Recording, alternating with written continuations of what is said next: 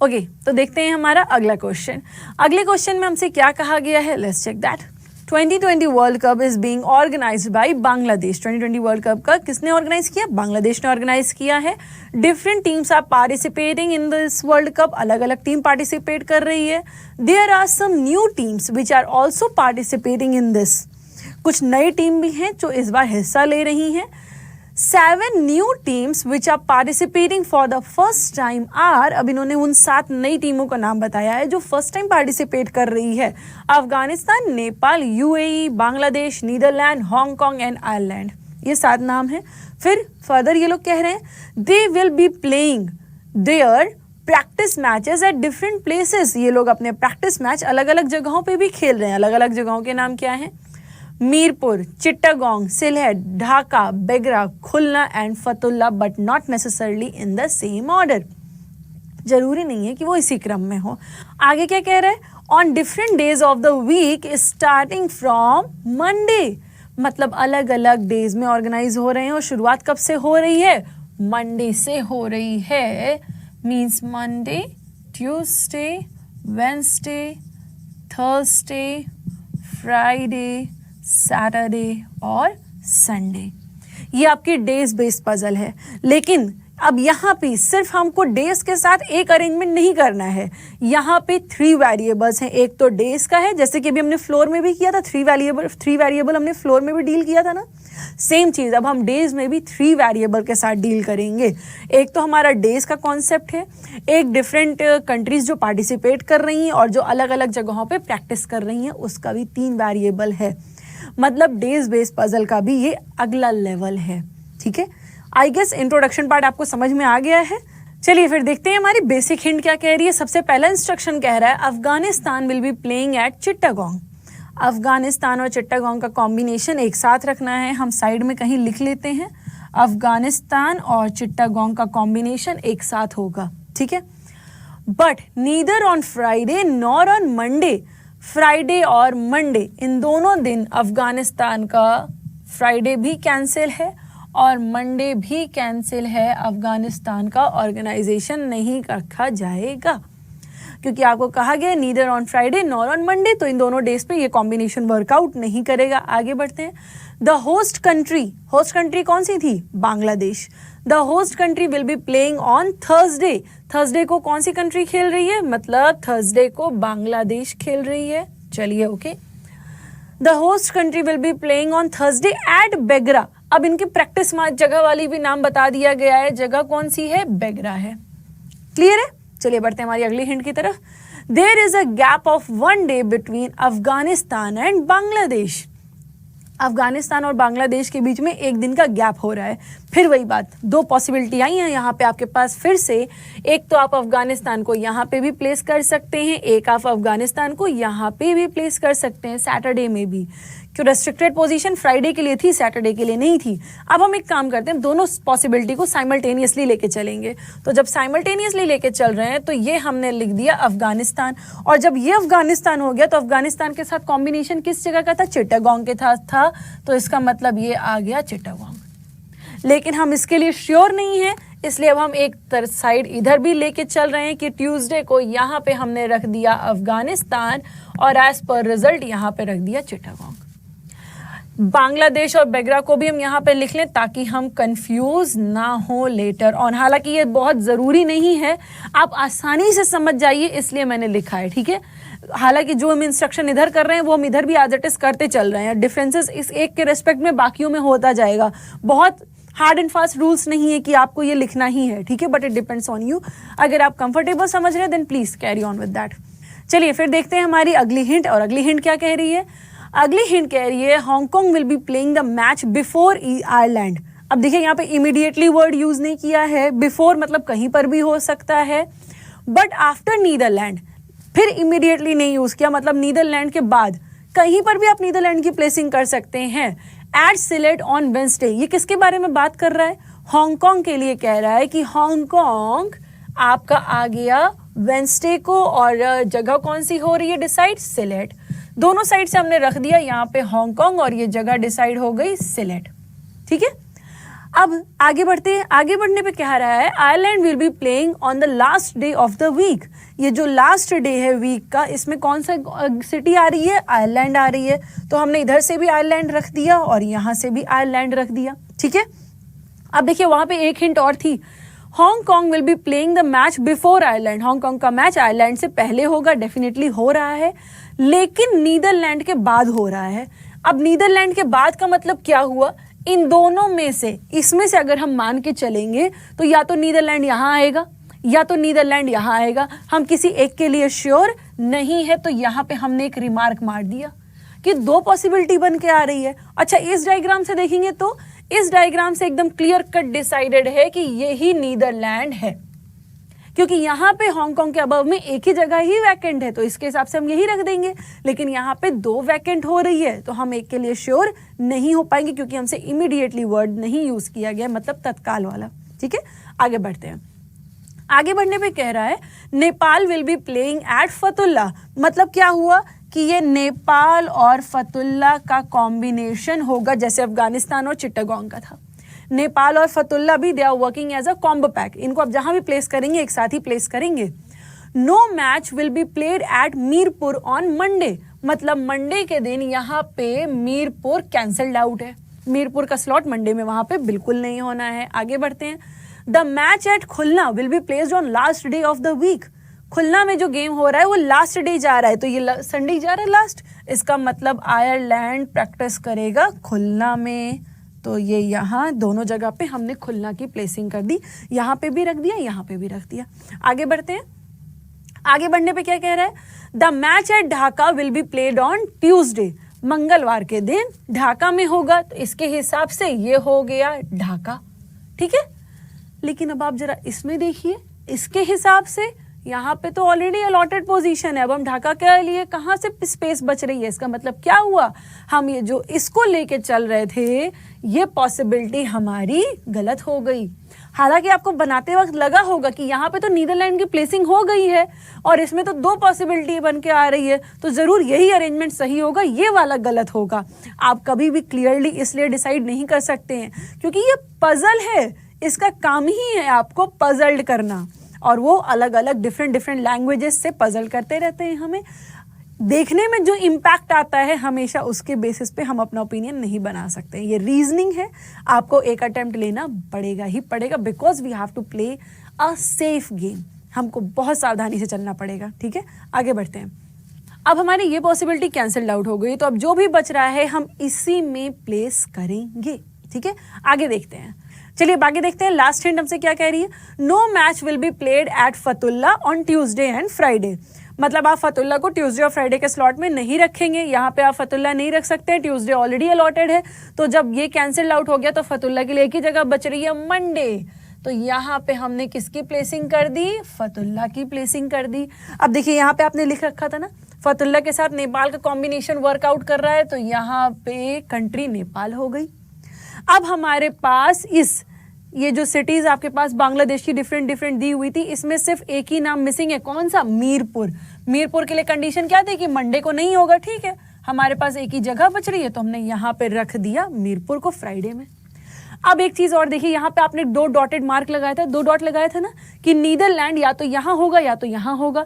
ये position already Nepal को allot हो चुकी है, तो नीदरलैंड को प्लेस करने के लिए हमारे पास सिर्फ एक जगह बच रही है। कौन सी? ट्यूसडे वाली। तो हमने यहाँ पे प्लेसिंग कर दी नीदरलैंड की।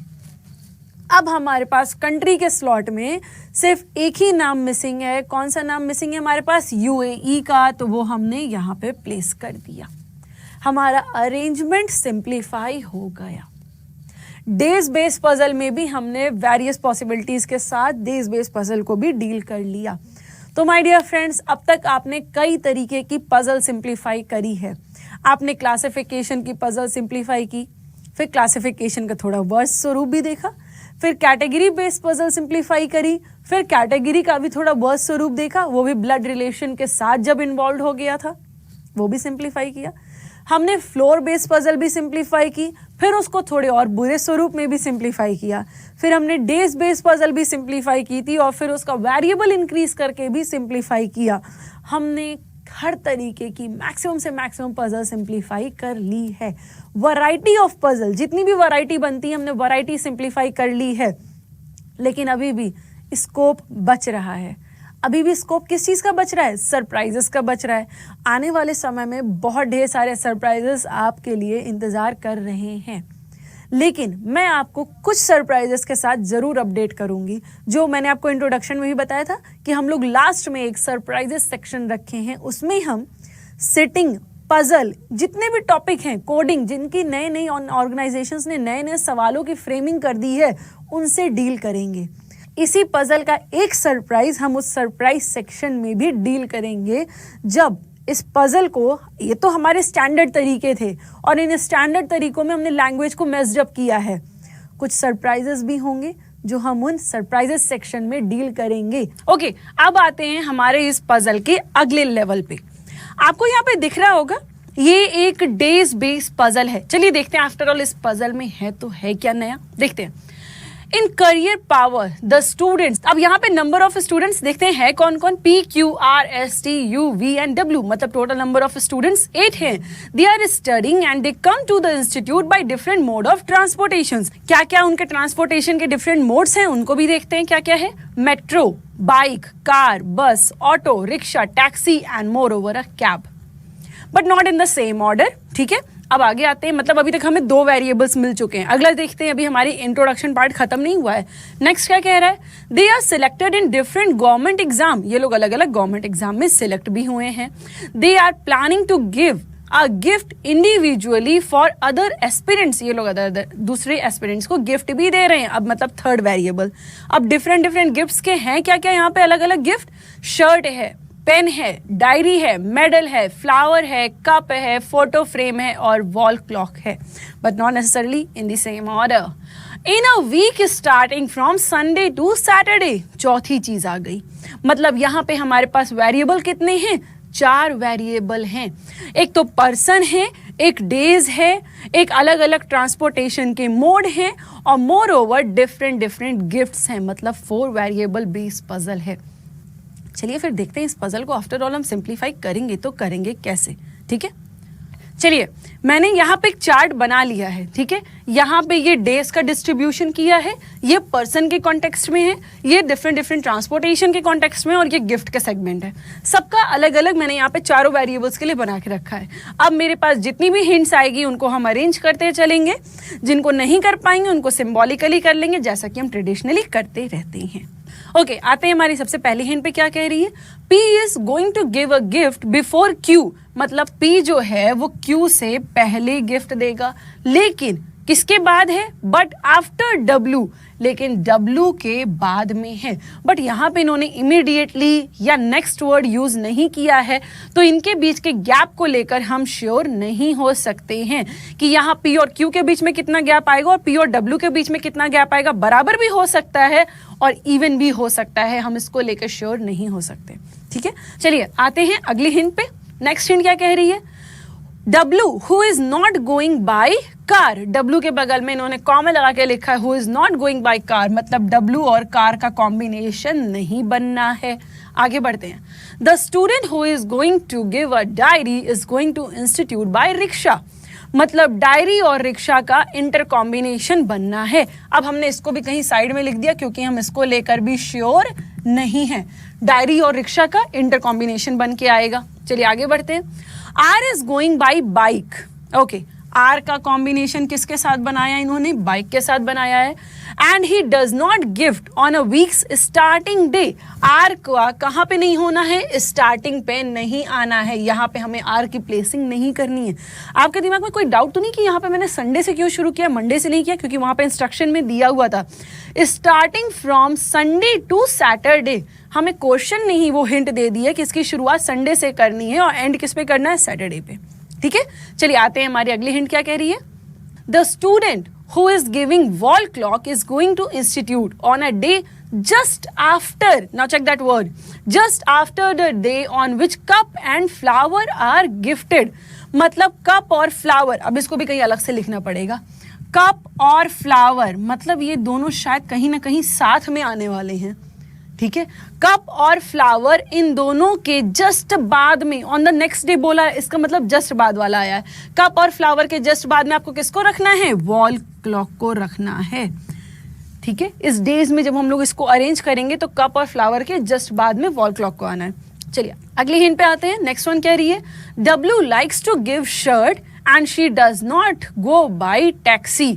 मतलब डब्ल्यू का कॉम्बिनेशन, यहाँ पे गिफ्ट किसका आना है? शर्ट का आना है, डब्ल्यू के साथ शर्ट का आनी है गिफ्टिंग के रूप में। लेकिन यहाँ पे ट्रांसपोर्टेशन में एक और इन्फॉर्मेशन एलिमिनेट हो रही है और वो क्या है? टैक्सी की। हमने एक और इन्फॉर्मेशन को क्रॉस करके आगे रख दिया। उसी पॉइंट से एसोसिएटेड हमारे पास एक हिंट और है। वो हिंट क्या कह रही है? Only 2 persons are giving their gift on the same day. यहाँ पे कोई एक ऐसा दिन आना है जहाँ पे 2 लोगों को आना है। कैसे? यहाँ पे इन्होंने बताया गया है due to some other commitment. आपने ध्यान दिया कि नंबर ऑफ पर्सन कितने हैं? 8 हैं। अब वीक डेज तो हमारे पास 8 होने से रहे, वीक डेज हमारे पास कितनी है? 7 है। तो ऑब्वियस सी चीज है किसी एक वीक डेज में यहाँ पे रिपीटेशन आना ही आना था और इसको यहाँ इन्होंने जस्टिफाई भी कर दिया।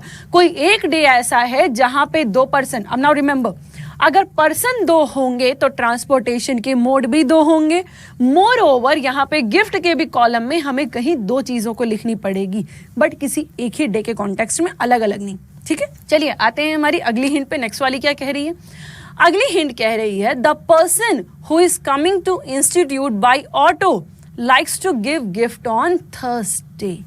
मतलब ये थर्सडे वाले में कौन सा मोड आ रहा है आपके पास? ऑटो का आ रहा है, तो हमने यहाँ पे लिख दिया, ठीक है। ये एक हमें डेफिनेट की इंफॉर्मेशन मिल रही थी तो हमने यहाँ पे एज इट इज इसे अरेंज कर दिया। चलिए अगली हिंट देखते हैं क्या कह रही है। नेक्स्ट हिंट कह रही है Q likes to give photo frame. अच्छा, क्यू की गिफ्ट के बारे में क्लियर इंफॉर्मेशन हो रही है फोटो फ्रेम, हमने यहाँ पे लिख लिया। हम डेज को लेके श्योर नहीं थे इसलिए हमने इस चार्ट में प्लेसिंग नहीं की है।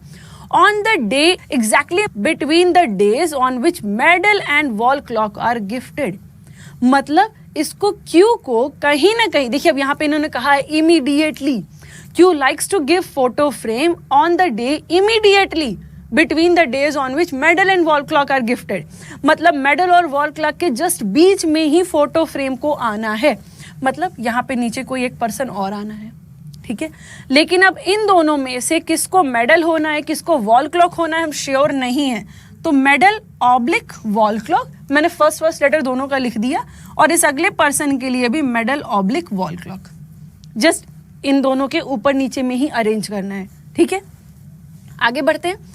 नेक्स्ट हिंट क्या कह रही है? V comes by taxi. अब ये एक इंफॉर्मेशन पॉजिटिव मिल रही है, हम इसको साइड में कहीं लिख लेते हैं। वी कम्स बाय टैक्सी, ठीक है, पॉजिटिव इंफॉर्मेशन थी, हमने लिख लिया। And she does not gift on Saturday. Okay, Saturday में वी का अरेंजमेंट नहीं करना है तो हमने क्रॉस लगा दिया, ठीक है। आगे बढ़ते हैं। फर्दर क्या कह रहे हैं हमसे? The person who comes by bus and bike, 2 चीजें हैं। The person who come by bus and bike like to give gift on the same day.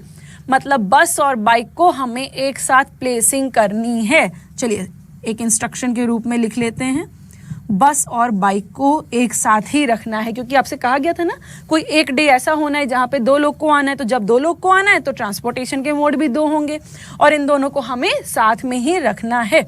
किसको किसको? बस को और बाइक को, okay.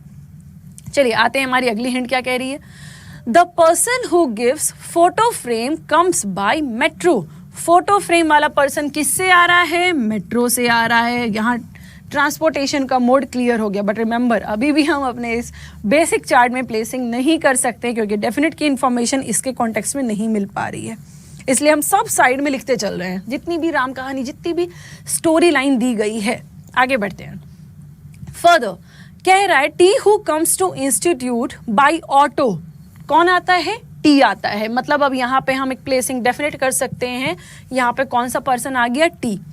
T who comes to institute by auto and on the next day on which the person comes by metro। ये किसके अगले, next day का मतलब अगले दिन, मतलब इसके जस्ट प्रीवियस वाले में किसको आना है? मेट्रो को आना है। तो यहाँ पे जस्ट अबव में हमने क्या लिख दिया? मेट्रो। मेट्रो लिख दिया। And now remember one thing, metro से रिलेटेड हमारे पास ये एक इंफॉर्मेशन भी है। फोटो फ्रेम, क्यू और मेट्रो। तो क्या हम इसको यहाँ पे प्लेस कर सकते हैं? डेफिनेटली कर सकते हैं। ये देखिए पूरा इंटर कॉम्बिनेशन हमने लिख के रखा है। तो यहाँ पे आपका आ गया क्यू, मेट्रो ये ऑलरेडी अलॉटेड है, और यहाँ पे आपका हो गया फोटो फ्रेम। ठीक है, अब फोटो फ्रेम के ऊपर में पी को आना है, लेकिन अभी हम इन सारी इन्फॉर्मेशन को लेके अपने श्योर नहीं है, इसलिए मैं अभी बाकी की प्लेसिंग नहीं कर रही हूँ। ठीक है, अभी हमारे पास और हिंट भी बची है, उनको एक बार कंबाइन कर लेते हैं, शायद कुछ काम की इन्फॉर्मेशन मिल जाए। ठीक है, चलिए अगली हिंट पे आते हैं। नेक्स्ट हिंट क्या कह रही है? P who does not come by cab, मतलब पी के साथ ट्रांसपोर्टेशन में कैब की प्लेसिंग नहीं करनी है, हमने साइड में लिख लिया। And give gift on the next day of S gift.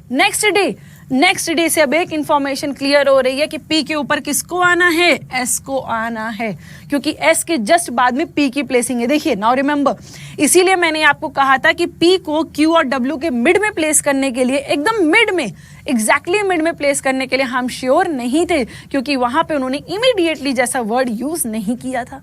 ठीक है, बल्कि इस बाद वाली हिंट में यहां पे इन्होंने इमीडिएटली वर्ड यूज किया था, इसीलिए हम लोगों ने कहा कि क्यू को जस्ट इनके मिड में आना है। ठीक है, लेकिन हम श्योर नहीं थे कि पी में किसका रखना है हमें गिफ्ट के रूप में और अगले मेंबर में किसका रखना है, इसलिए हमने ऑब्लिक का साइन लगा दिया था। ठीक है, चलिए आते हैं हमारी नेक्स्ट हिंट क्या कह रही है? S who is making arrangement with another student. Okay, now we are getting one more important hint. हमसे क्या कहा गया था? कोई दो लोग ऐसे हैं जो सेम डे में आ रहे हैं। अब देखिए यहाँ पे वो क्लियर हो गया, S who is making arrangement with another student for giving gift on the same day, मतलब एस और एक और पर्सन का इंटर कॉम्बिनेशन बनाना है। एस के साथ एक और पर्सन को प्लेस करना है। And he does not give a cup. अच्छा, मतलब एस के साथ आपको कप को अरेंज नहीं करना है। ठीक है, चलिए हमें दी हुई सारी हिंट खत्म हो गई है। अब हम इन सारी बातों को कंपाइल करते हैं। आपको देखने में भी लग रहा है अभी सब वैकेंट है ना, अभी देखिएगा सब फिलअप हो जाएगा। कैसे होगा? Let's check it. अब एक चीज देखिए, ये एक सीक्वेंस बन के आ रहा है। कैसा? W S P Q। P के जस्ट ऊपर में S आना है, P को कहीं W के बाद आना है, लेकिन Q के ऊपर आना है। तो W S P Q ये एक सिंबल, ये एक बन रहा है कि नहीं? अरेंजमेंट बन रहा है। Q की प्लेसिंग हमने ऑलरेडी करके रखी है। तो जब Q ये आ रहा है और Q के ऊपर हमें 3 लोगों के लिए जगह चाहिए, 1 2 3। हमारे पास भी इस क्वेश्चन में सिर्फ ऊपर 3 ही जगह है, मतलब WSP को हम बैक टू बैक यहाँ पे अरेंज कर सकते हैं। तो यहाँ पे हमने W को लिख दिया, यहाँ पे हमने S को लिख दिया, और अगले में हमने P को लिख दिया, लेकिन S के साथ एक मेंबर को और आना है। सर्कल लगाया था ना हमने, S के साथ एक मेंबर को और आना है। फिलहाल हमें पता नहीं है, चलिए आगे देखते हैं। WSPQT। ठीक है, अब एक चीज और थी, ये देखिए S के साथ हमें किसको, यहाँ पे ये जो दो, अब S वाला ही कॉलम है जिसमें 2 पर्सन को आना है, तो S वाले कॉलम में ही कप और फ्लावर को रख सकते हैं कि नहीं? क्योंकि देखिए कप एंड फ्लावर, बस एंड बाइक, एस एंड एक और पर्सन होगा। कौन होगा अभी ट्रेस आउट कर लेंगे, लेकिन अब यहाँ पे गिफ्ट के कॉलम में हम लिख सकते हैं कि cup and flower, but S के साथ कप का कॉम्बिनेशन नहीं होना है, और एस को हमने पहले लिखा है, इसलिए हम यहाँ पे लिखेंगे फ्लावर एंड कप। ठीक है, क्योंकि एस पहले आ रहा है, जो पहले आ रहा है देखिए यहाँ आइदर और नहीं बनेगा, क्योंकि इन्होंने क्लियर कर दिया है। अगर इन्होंने क्लियर ना किया होता ना, तो मैं इनके अरेंजमेंट को लेके इतना मैं कंसर्न नहीं होती कि एस को लिख दो पहले चाहे आर को लिख दो पहले, क्या फर्क पड़ता है। लेकिन मैं इनके अरेंजमेंट को लेके कंसर्न हूँ, क्योंकि क्वेश्चन ने क्लियर किया है कि एस को कप नहीं पसंद है। अब यहाँ पे देखिए कप और फ्लावर का कॉम्बिनेशन बना हुआ है, और यहाँ पे इन्होंने एक निगेटिव इन्फॉर्मेशन दी है कि एस के साथ कप का कॉम्बिनेशन नहीं बनना है। तो हम एक इन्फॉर्मेशन को लेके श्योर हो रहे हैं कि एस के साथ फिर बनना किसका कॉम्बिनेशन है? गिफ्टिंग का कौन सा आना है? फ्लावर आना है। मोर ओवर यहाँ पे एक और इन्फॉर्मेशन थी, बस और बाइक से एसोसिएटेड। तो यहाँ पे हम किसको रख सकते हैं? बस और बाइक को। But guys check this information, R का ट्रांसपोर्टेशन मोड कौन सा है? बाइक है, और बस और बाइक को यहाँ आना भी है। इसका मतलब एस के साथ जो एक और मेंबर आने को था वो कौन हो गया? आर हो गया। क्लियर है? मैं एक बार फिर से रिपीट कर रही हूं, जल्दी से समझिएगा। बस और बाइक का भी कॉम्बिनेशन हमें यहाँ पे रखना है। अभी हम पर्सन के लिए डिटरमाइन नहीं थे, लेकिन यहाँ पे हमें एक इन्फॉर्मेशन दी गई है कि आर का ट्रांसपोर्टेशन मोड कौन सा है? बाइक का है। इसलिए हम क्लियर हो गए कि पर्सन में एस के साथ एक और किसे आना है? आर को आना है। अब यहाँ पे आर का मोड क्या है? बाइक है, इसलिए मैंने बाइक को बाद में रख दिया और यहाँ पे बस को पहले रख दिया। ये जान रहे हैं, आपको समझ में आया कि मैं इनकी पोजीशन को लेके कंसर्न क्यों हूं? क्योंकि फर्स्ट इनका सबका पेयरिंग बन रहा है। मतलब एस के साथ ट्रांसपोर्टेशन में बस आएगा, गिफ्टिंग में फ्लावर आएगा। आर के साथ ट्रांसपोर्टेशन में बाइक आएगा और गिफ्टिंग में क्या आएगा? कप आएगा। ठीक है, इतनी इंफॉर्मेशन को हमने बना लिया। अब एक बात बताइए, पर्सन के स्लॉट में हमारे पास 2 लोग मिसिंग हैं। कौन कौन मिसिंग है? एक यू मिसिंग है और एक वी मिसिंग है। Now remember this thing, V के लिए हमने क्रॉस किया है, तो जब वी के लिए क्रॉस किया तो बचा कौन? यू। तो हमने यू की प्लेसिंग को यहां कर दिया। एक ही मेंबर मिसिंग है वी, तो हमने वी को यहां प्लेस कर दिया। हमने पर्सन के स्लॉट को फुलफिल कर दिया। अब हमारे पास ये 2 स्लॉट बच रहे हैं, चलिए इनको भी अरेंज करते हैं। यहाँ पे देखिए डब्ल्यू के साथ एक इंफॉर्मेशन पॉजिटिव है। क्या इंफॉर्मेशन है? डब्ल्यू के साथ गिफ्टिंग में क्या आना है? शर्ट को आना है। चलिए सबसे पहले हम सारी पॉजिटिव इंफॉर्मेशन को कलेक्ट कर लेते हैं। डब्ल्यू के साथ गिफ्ट में शर्ट को आना है, हमने रख दिया। और क्या पॉजिटिव इंफॉर्मेशन है हमारे पास? हाँ, एक चीज और थी, कप और फ्लावर के जस्ट नीचे वॉल क्लॉक को आना था। इनके जस्ट नीचे वॉल क्लॉक, हमने इंटर कॉम्बिनेशन यहाँ पे बनाया था ना, इनके जस्ट नीचे में वॉल क्लॉक। तो यहाँ पे इस हिंट के जस्ट नीचे में हम किसकी प्लेसिंग कर देंगे? वॉल क्लॉक की। अब हमने जब यहाँ पे वॉल क्लॉक की प्लेसिंग कर दी तो देखिए वॉल क्लॉक से ही एक इंफॉर्मेशन और थी कि वॉल क्लॉक और मेडल के जस्ट मिड में क्यू को आना था। तो ये हो गया वॉल क्लॉक, ये है क्यू। इसका मतलब मेडल को कहाँ आना है? यहाँ पे जस्ट मिड में आना था। वहां पे हम पोजीशन को लेकर श्योर नहीं थे कि कौन ऊपर आएगा कौन नीचे आएगा, बट जब हमने अरेंजमेंट किया तो हम इसको लेकर श्योर हो गए। क्यों हो गए? शायद आप समझ भी रहे होंगे, क्योंकि कप और फ्लावर के जस्ट नीचे वॉल क्लॉक को आना था, तो हमने जस्ट नीचे रख दिया। जब इसकी पोजीशन क्लियर हो गई, ऊपर वाले में तो जगह बची नहीं थी, और मोर ओवर क्यू को इन दोनों के मिड में रखना था, तो क्यू इन दोनों के एग्जैक्टली मिड में आ गया। क्लियर है? चलिए अब आते हैं हम अगली पॉजिटिव इंफॉर्मेशन पे, जो कि ये कह रहा है वी का ट्रांसपोर्टेशन मोड क्या है? टैक्सी है। वी यहाँ पे लिखा है तो हमने यहाँ पे क्या लिख दिया? टैक्सी लिख दिया। ठीक है, वी का ट्रांसपोर्टेशन मोड टैक्सी है। सारी अभी मैं सिर्फ पॉजिटिव इंफॉर्मेशन को कलेक्ट कर रही हूँ, अभी मैं नेगेटिव के जोन में एंटर नहीं कर रही। वी का transportation mode taxi. Now remember one thing, ये आपको एक इंटर कॉम्बिनेशन, एक पेयर दिया गया है कि ये जो बंदा डायरी गिफ्ट कर रहा है उसका ट्रांसपोर्टेशन मोड क्या है? रिक्शा। मतलब अब आपको किसी एक पर्सन के रेस्पेक्ट में ये दोनों स्लॉट खाली चाहिए। यहाँ एक स्लॉट फुलफिल है, हम इन दोनों को पेयर के रूप में, है ना, आपको याद होगा मैंने बताया था पेयर के रूप में, मतलब दाएं और बाएं हर हमको कोई खाली जगह चाहिए।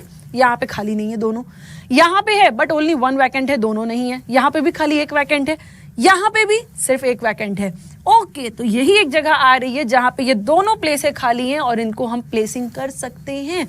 ओके फाइन, तो हमने यहाँ पे लिख दिया ट्रांसपोर्टेशन में रिक्शा, और गिफ्ट के सेगमेंट में हमने यहाँ पे क्या लिख दिया? डायरी। ठीक है, अब देखिए गिफ्ट के स्लॉट में सारी चीजें भर चुकी, खाली एक गिफ्ट मिसिंग है। कौन सा गिफ्ट मिसिंग है? हमारे स्लॉट से हमें पेन मिसिंग है, तो हमने पेन की प्लेसिंग यहाँ कर दी। खाली एक गिफ्ट मिसिंग था तो हमने यहाँ पे प्लेस कर दिया। अब ट्रांसपोर्टेशन के मोड में देखते हैं। ट्रांसपोर्टेशन में हमारे पास बच क्या क्या रहा है? एक तो कैब बच रहा है और एक बच रहा है कार। 2 चीजें बच रही हैं। अब देखिए यहाँ पे दिया है पी के साथ कैब को नहीं होना है और डब्ल्यू के साथ कार को नहीं होना है। देखिए ये नेगेटिव इंफॉर्मेशन, पी के साथ कैब नहीं आना है, तो जब पी के साथ कैब आना ही नहीं है तो बचा क्या? खाली एक चीज, कौन सी? कार। और डब्ल्यू के साथ कार को आना ही नहीं है, तो यहाँ पे भी बस एक ही बच रहा है ट्रांसपोर्टेशन का मोड, और वो है कैब। प्लेसिंग कर दी, हमारा अरेंजमेंट पूरा का पूरा बन गया सिर्फ इतने से इंस्ट्रक्शन में। जितनी बड़ी राम कहानी उस पैराग्राफ ने मेंशन की है, हमने सिर्फ उसको सिंबॉलिकली इतने में लिख लिया है। आप तरीका समझिएगा पजल को सिंप्लीफाई करने का। वहाँ पे हमें स्टोरी लाइन बना के अच्छी खासी लेंदी पजल दी गई है, लेकिन हमने उसको सिर्फ इतने में कलेक्ट कर लिया। ये तो हमारा सिंप्लीफिकेशन है, ये तो डेफिनेट का आंसर है। उन सारी हिंट को हमने इतने में समेट लिया। आई गेस आपने सिंप्लीफिकेशन समझ लिया है। बस याद रखिएगा ये सिंबॉलिक रिप्रेजेंटेशन जितना स्मार्ट होगा उतनी जल्दी आप क्वेश्चन को सिंप्लीफाई कर लेंगे। और ये थी हमारी 4 variables based puzzle. Days based तो हमने ऑलरेडी सिंप्लीफाई कर ली थी, बट ये डेज के साथ कुछ एडिशनल इन्फॉर्मेशन भी थी। और 4 वेरिएबल बेस्ड पजल ये आजकल कुछ ज्यादा ही एग्जाम में देखने को मिल रही हैं। एक सरप्राइज और रिलेटेड है पजल से, ठीक है।